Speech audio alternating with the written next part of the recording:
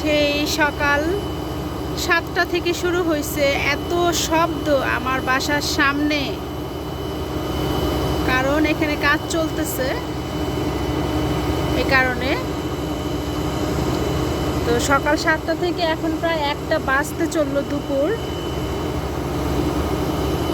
ঘরে থাকা যাচ্ছে না, এই হচ্ছে মেইন রোডে থাকার সমস্যা, এত সমস্যা।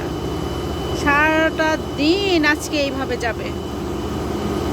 রাতে ঘুমানোর সময় মাঝে মাঝে এত জোরে শব্দ করে গাড়ি এখান থেকে যায়, আমার মাথাটা একদম ধরে যায়।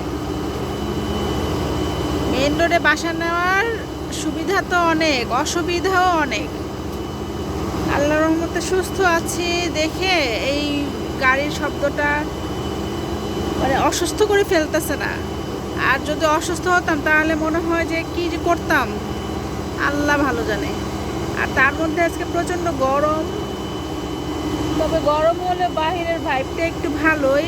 মাঝে মাঝে গাছের পাতায়, যে গাছের গাছ দেখা যাচ্ছে, গাছের পাতা নড়ে চড়ে ওঠে, ভালোই লাগে।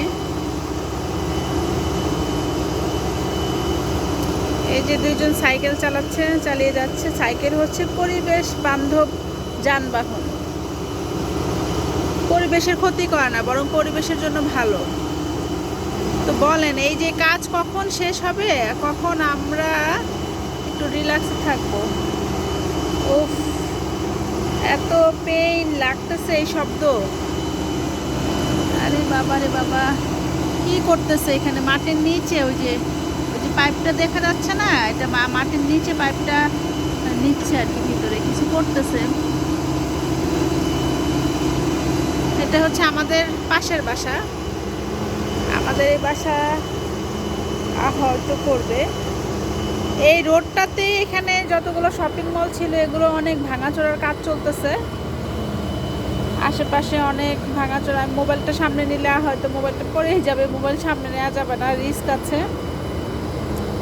তো এই যন্ত্রণা ভালো লাগে না। কি যে শব্দ, আমি অনেক জোরে ভয়েসে কথা বলছি, প্রচণ্ড শব্দ, কান আমার ঝালাপালা হয়ে গেল।